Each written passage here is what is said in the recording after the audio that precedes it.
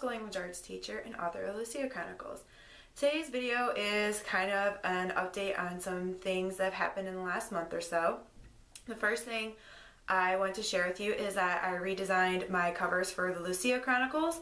I think I mentioned this in previous videos, but I was kind of feeling like they didn't fit the genre, and after doing lots of research, I stumbled across somebody named Derek Murphy on Joanna Penn's the Creative Pen website, and Derek Murphy has tutorials on how to create covers.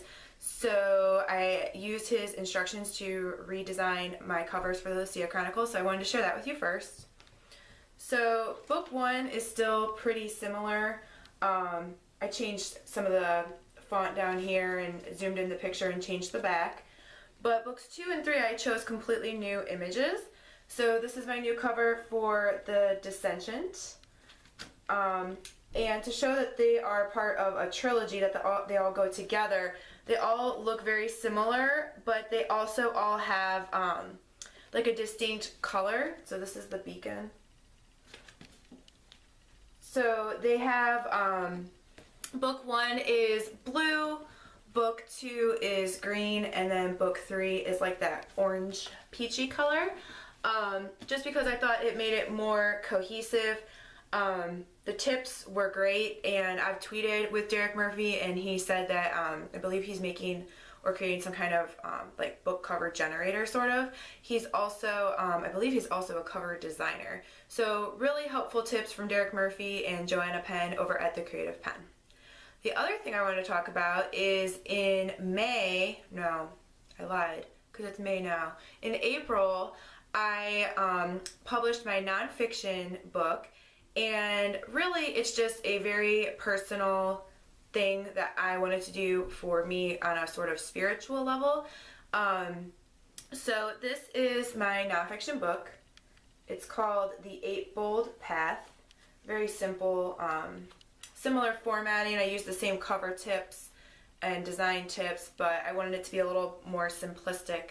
It's actually too small to even have spinal text, because on CreateSpace you have to have a minimum number of pages.